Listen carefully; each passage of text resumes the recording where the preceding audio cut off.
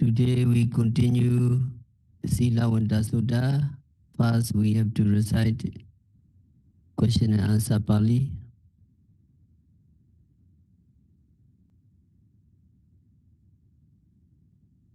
Can you follow me? Silavanta Usasari Buddha Peguna Kadame Dhamma Yoni Samanasigadaba Silavanta Usagutika Peguna Pinjupada Nekanda Nijado Dokado Rogado Gandado Salado Agado Abadado Prado Palogado Sunyado Anattā Yoni Samanasigadaba.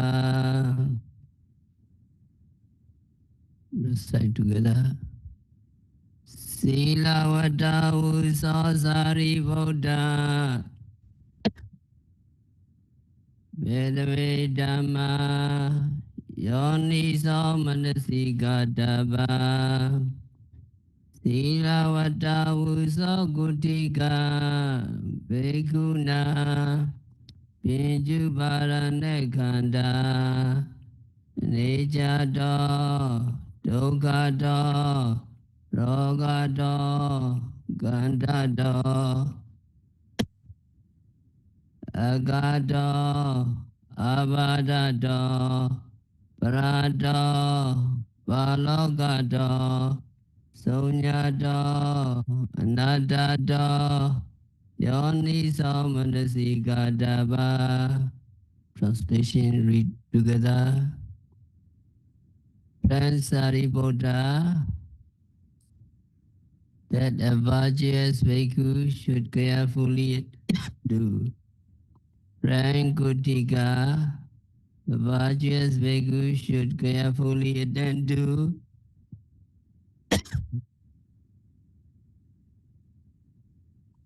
As suffering, as a disease, as tumor, as death, as misery, as affliction,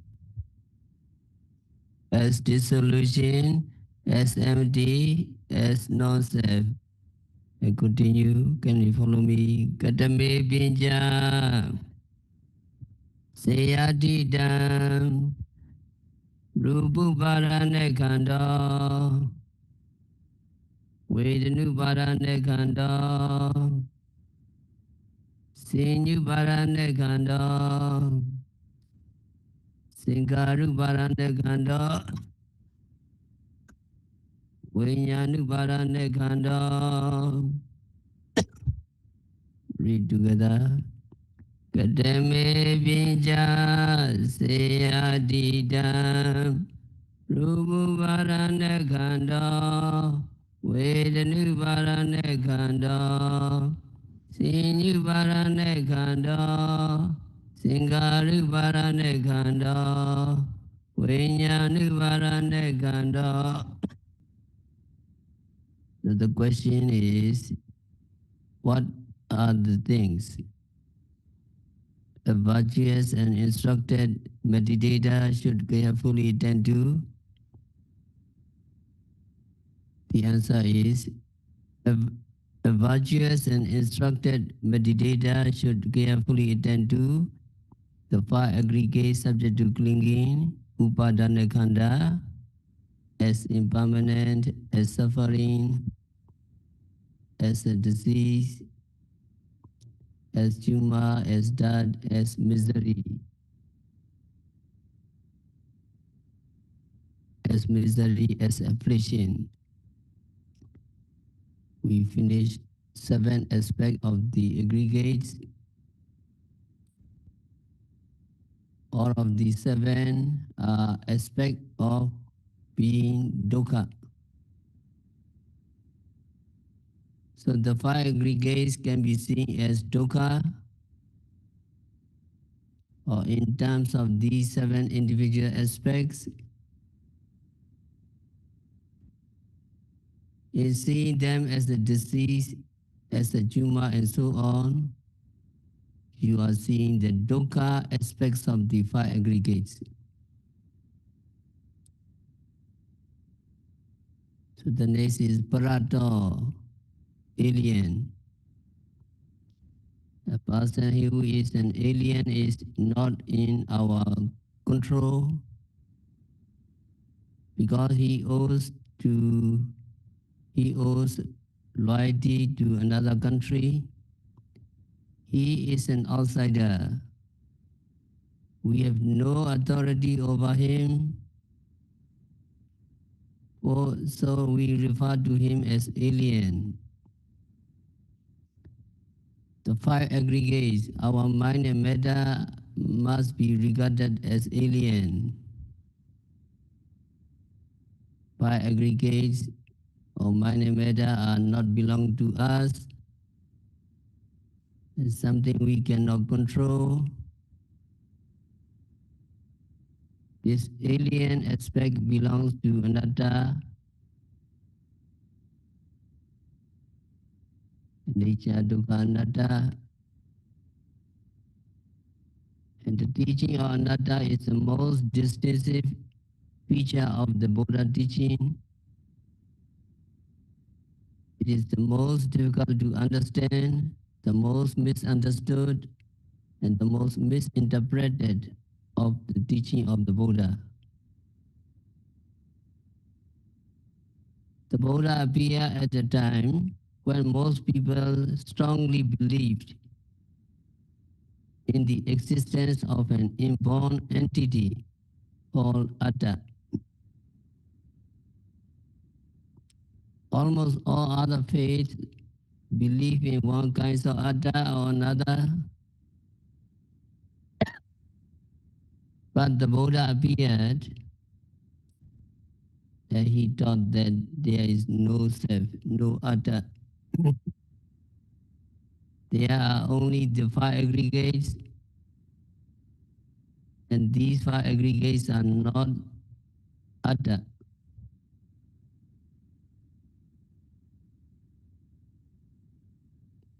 So in the time of the Buddha,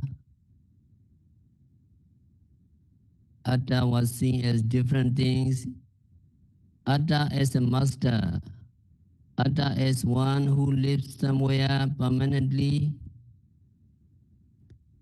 Atta as an active person, and Atta as one who fully experiences both joy and suffering. According to these views, there is also something called an Atta residing in one's body, and this Atta is a master.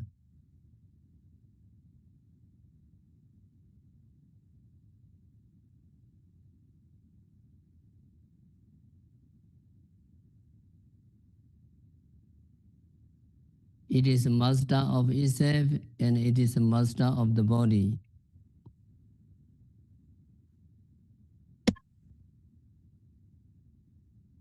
There are people who think that they are master of themselves. They do what they want to do. They say what they want to say. They eat what they want to eat, and they go where they want to go. If they really think they are master of themselves, they should try practicing meditation, and they have to see if they can keep their mind on the object. Then they would really see if they are master of themselves.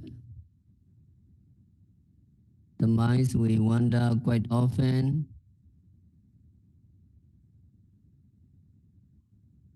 and the mind not stay where their owners want them to stay.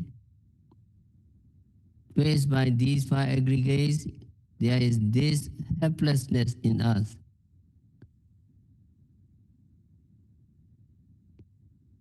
Although we think that we can think of whatever we want to think, if we try to train our mind on one object, we see that we are not master of ourselves.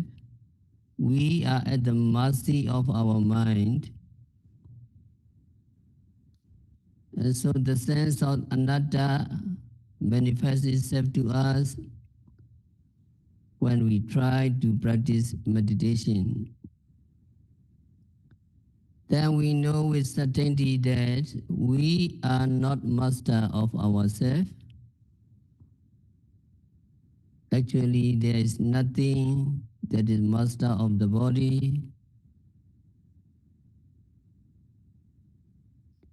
There are some people who stating that there is something called an atta living in the body. Atta enters their body at the moments of the conception, at the moment of rebirth, and it lives in the body for the entire life. And when they die, Atta will leave their body and enter a new body. It will go on like that and never die. Although the physical body will die, Atta never dies. There is one belief in Atta that many people had during the time of the Buddha.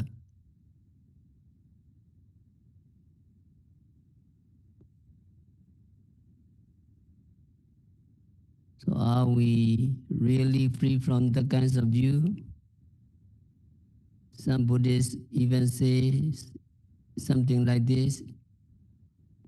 They say that there is a soul or there is Atta, that when the person dies, Atta will leave out of the person's mouth and nose. So even some Buddhists still have this belief. There is no as a belief in Atta as something abiding in us permanently. Permanently means Atta will change from one body to another.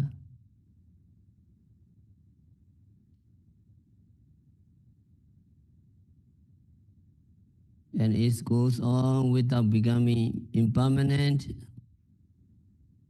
Atta is permanent and it goes on from one life to another, one body to another, they believe.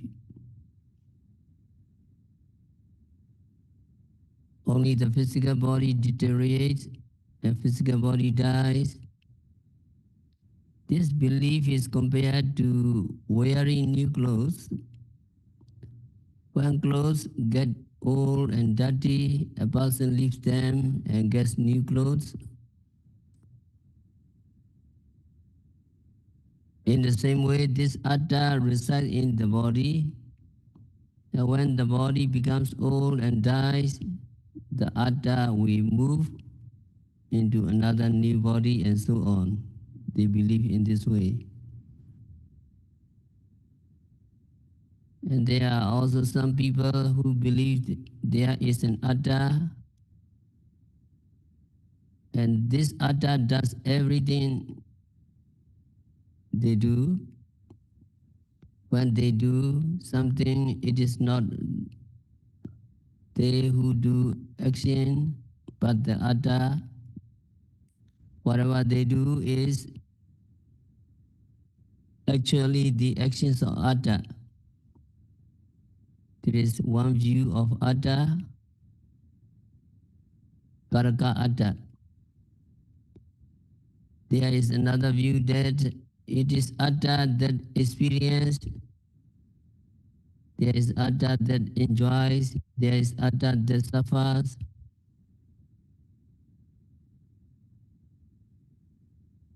When they enjoy something, it is not they who enjoy, but the other that enjoys. When they suffer, it is the other that suffers. When, whenever they experience anything, it is the other that experience, not they. For those who believe in this way, Atta is very real. But when Buddha appeared, Buddha declared that body is not self, body is not Atta, feeling is not Atta, perception is not Atta, volitional formation are not Attas, consciousness is not Atta. Because Buddha knew the truth of Anattā, and he rejected the view of permanent entity, the view of Atta.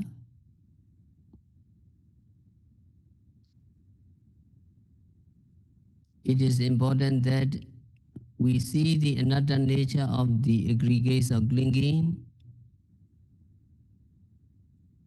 and Anattā nature of the mind and matter. In order to see the Anattā nature of things, we need to practice vipassana meditation.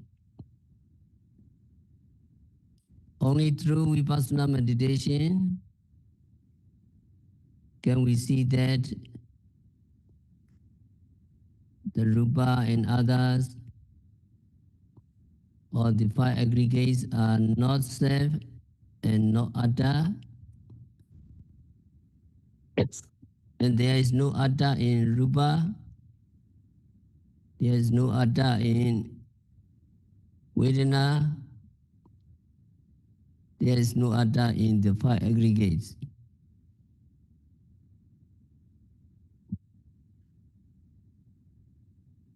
When you practice vipassana meditation, you watch mind and matter, you watch your thoughts, emotion, the breath, the movements of the abdomen, and so on.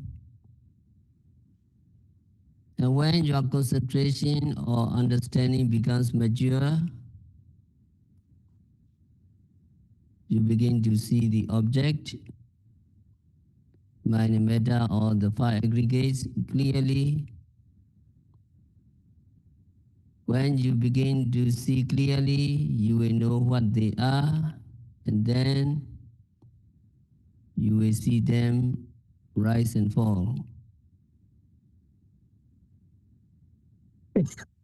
You will see that at every moment there is the object that is noted and the mind that notes. You can find only two things at every moment of your meditation.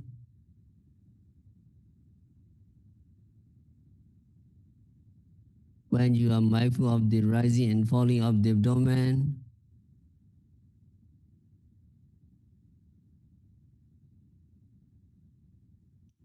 there is the abdominal rising, and there is awareness.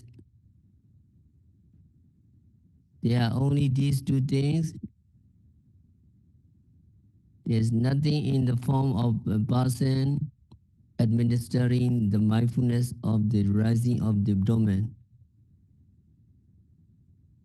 At such moments, you see only the rising abdomen, rising movement, the mindfulness of the movement. And there is nothing more. You cannot see Atta there.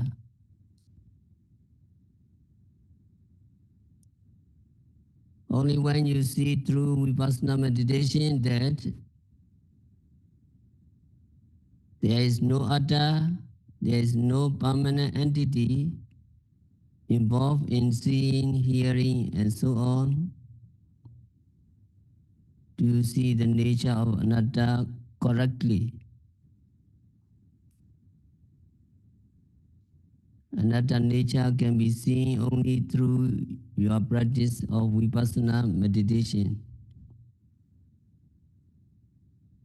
When you practice meditation, you will come to see that there is no master, there is no such thing as a permanent abider, there is no such thing as a doer, there is no such thing as an experiencer. What are there? There is only the experience.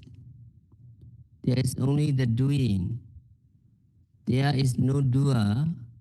There is no experiencer.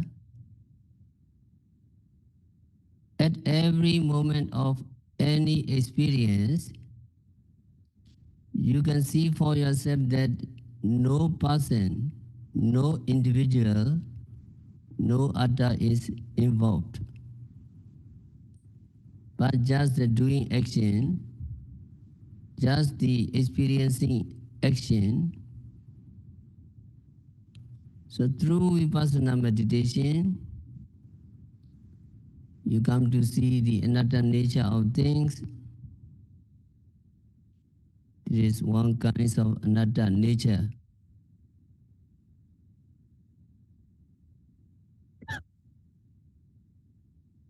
There is another kind of anatta nature. It is not subject to any authority. It is not subject to any control. When you see your mind and matter arise and disappear, you know that you cannot interfere with that process. You cannot tell them, please wait for a moment, just stop rising, stop disappearing. You cannot do that. You cannot interfere with the process. You cannot have any authority over them. Actually, we all are helpless. Mind and matter just arise and disappear by their own nature, by their own free will, and not at our free will. It is also an aspect of anatta, having no authority over a process that is unsusceptible to authority.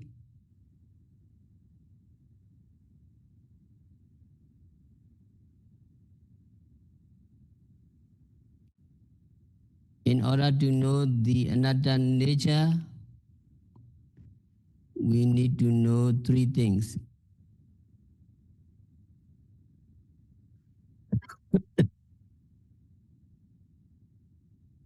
What is anatta? What is the characteristics of anatta? And what is anatta nupassana?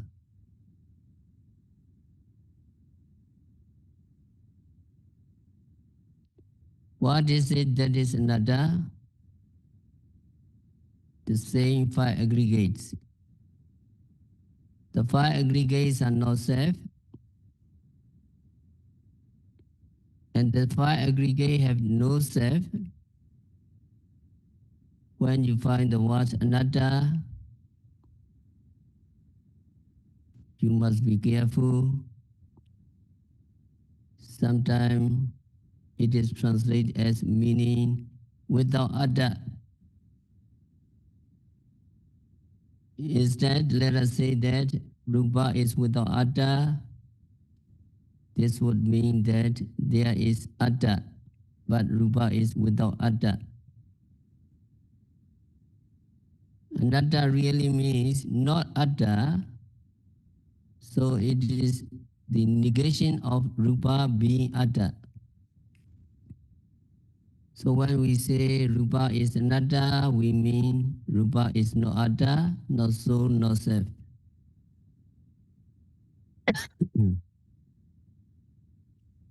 The word Anattā comes from Na, that means no, and Atta means self. So Anattā means no self. It also can mean not self.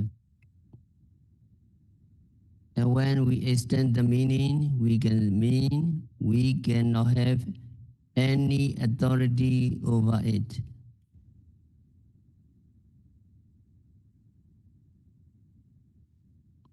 And also it means the five aggregates have no core.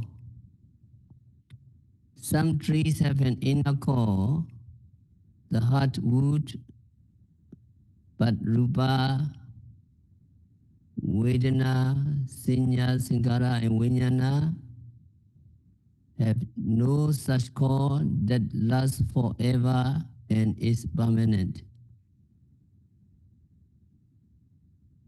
So Anattā has three meanings: not Atta, not subject to authority, and no core. So it is not Atta because Atta can mean authority and core. So when we say Anattā, we mean one of these three things. It is not Atta. We cannot have any authority over it, or it has no core. It is called the characteristics of Anattā. The fact that we cannot exercise any authority over it points to it being Anattā. So what is it that is Anattā? The five aggregates. What is the mark of Anattā? Having no authority and also having no core or being no core.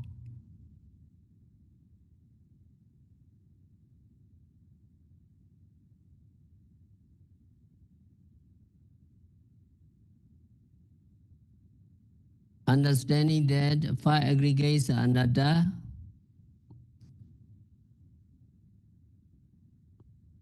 through observation of the five aggregates or during the observation of the five aggregates is called Anattā Nupassana. Repeated seeing or repeated observation of Anattā. Nibbana is also Anattā because it is not Atta, but Nibbana is not mentioned in this discourse or in the Visuddhimagga because the context here is Vipassana. When we are talking about Vipassana, we do not include Nibbana because it is not an object of Vipassana. Only the five aggregates of clinging can be the object of Vipassana. And Buddha analyzed the whole world into the five aggregates. There is nothing in addition to the five aggregates that we can call a world. So when the Buddha said that,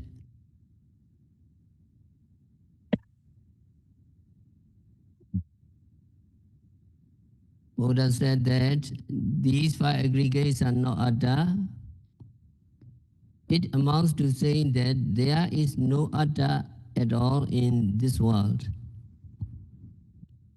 Although Buddha did not say that there is no Atta, when he said these five aggregates are not Atta, it amounts to saying that there is no Atta. So what is it that is Anattā?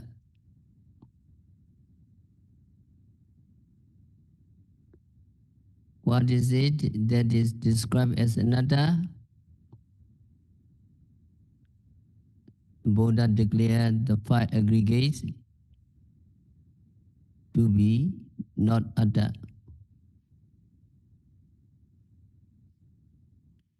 There are three statements which are well known among Buddhists. These statements are Sabbe Sankhara Anicca,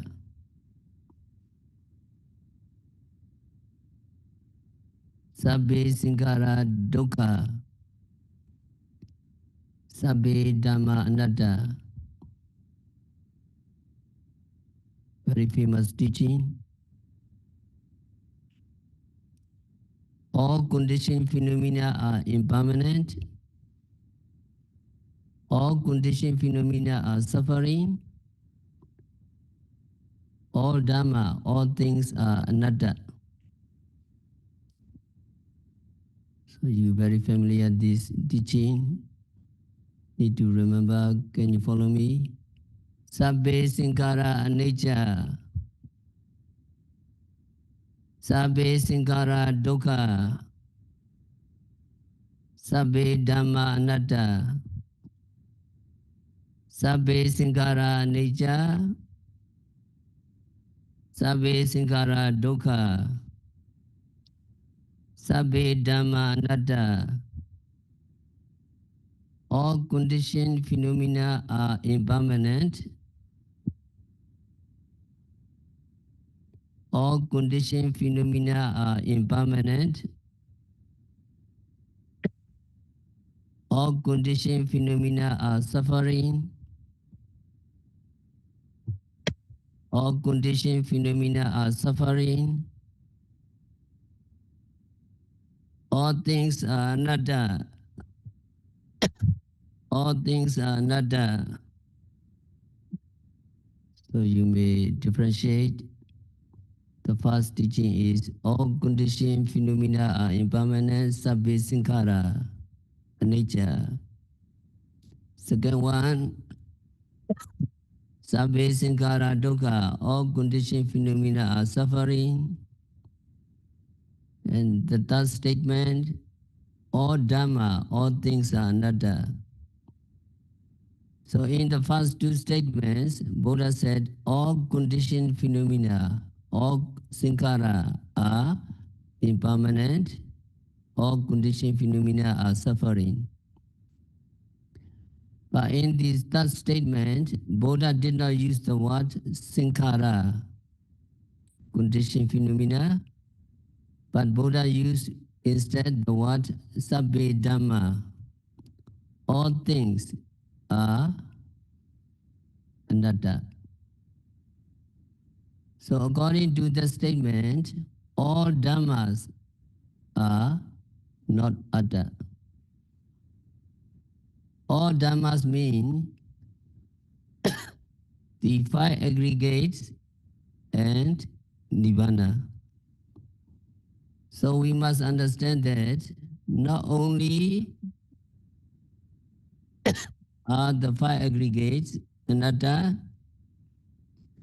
but also nibbana is anatta. Sometimes we might think that since nibbana is the object of the world, nibbana must be atta. But here Buddha said, all dhammas are not atta, and all dhammas include nibbana.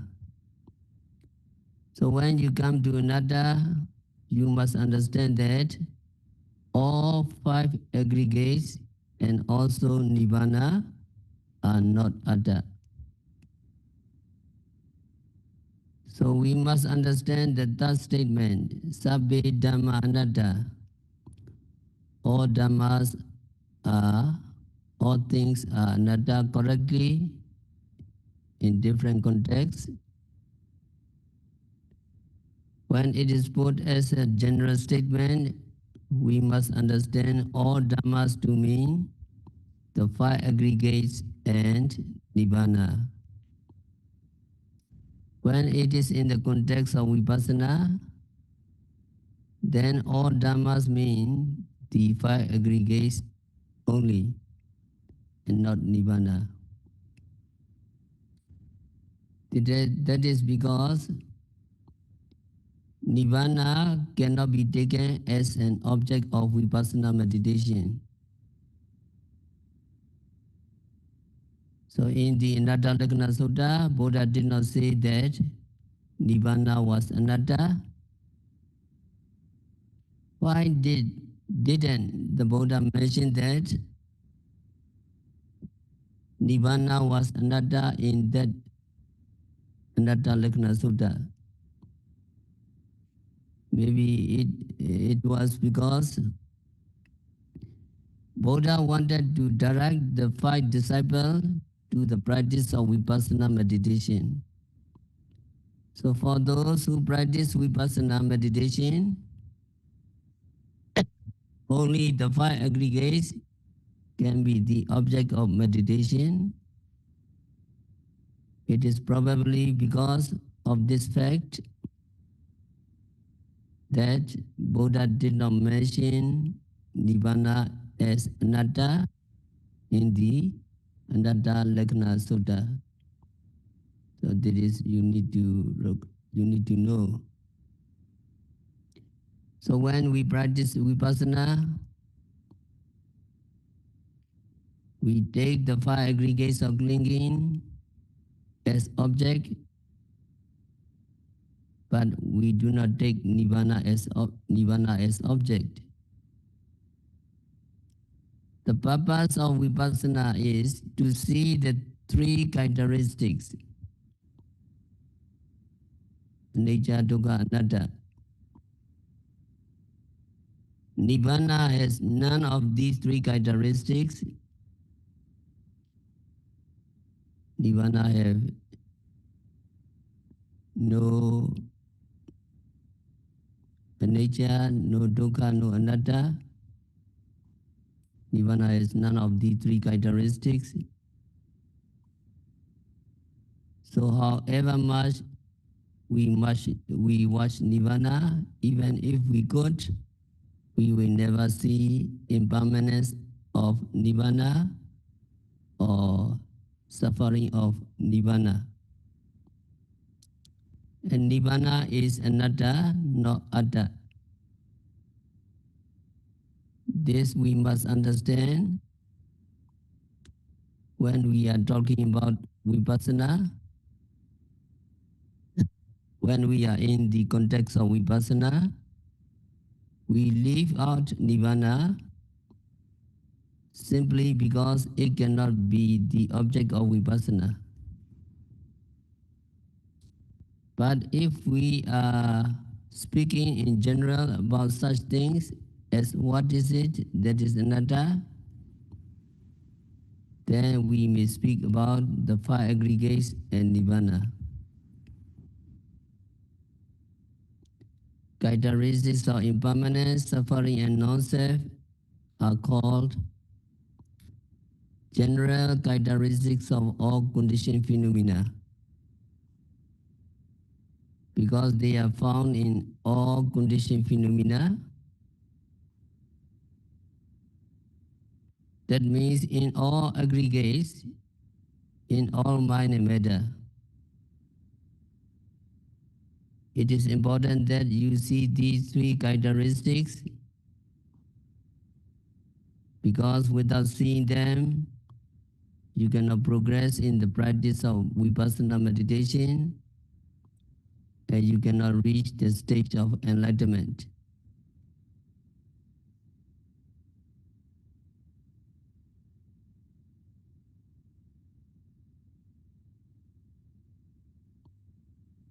In order to see these three characteristics, there is no other way but to practice vipassana or satipatthana meditation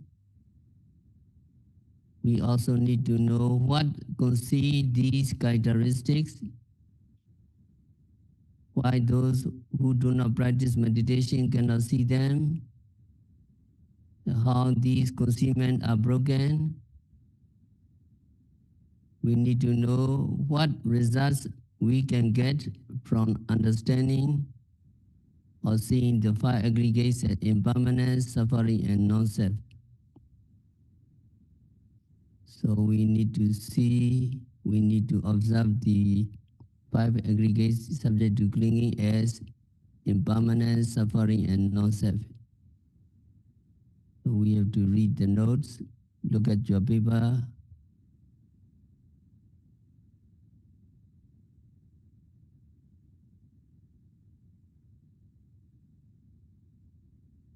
So number 15,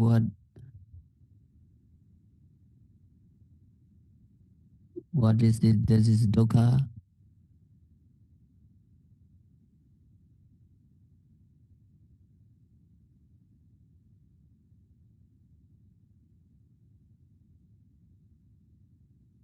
Number 15, can you follow me? What is it that is dukkha? When we say dukkha, we mean the five aggregates, which are also impermanent in nature. The five aggregates that are impermanent are also dukkha or suffering. What is the characteristic, mark or signs of being dukkha? We see that the five aggregates, which comprise everything in the world, are oppressed continuously by rise and fall. So continue read together slowly together. What is dukkha nupassana or repeated seeing of dukkha? Dukkha nupassana means watching and noting the five aggregates during vipassana meditation, seeing with your own eyes the continuous oppression by rise and fall. What is it that is dukkha? High aggregates. What is the characteristics of dukkha? Whatever is impermanent is dukkha. What is it that is anattā? The five aggregates. Five aggregates are not self. What is anattā nupassana? Understanding that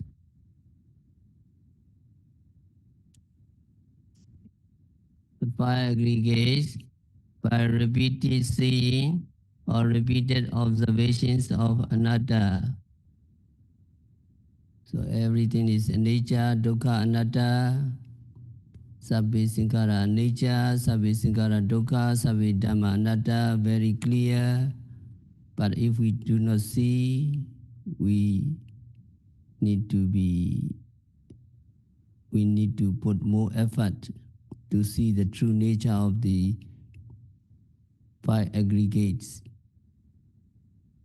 The five aggregates are nature, dukkha, anatta, all conditioned phenomena are impermanent, suffering, and all dhammas, all things are anatta. And because of the concealment, we do not see the kinds of impermanence, suffering, and non-self. Because of this, you come with faith to discover the true nature of the five aggregates, the true nature of the mind and matter. So we will continue tomorrow. We have to stop our discourse for today. By practicing vipassana meditation, by observing every phenomena occurring at the six senses,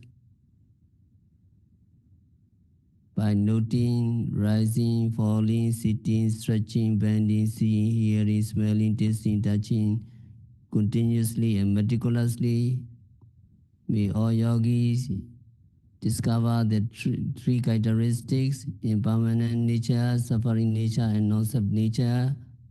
May all yogis be liberated from all suffering. May all meditators realize the real peace in the very near future.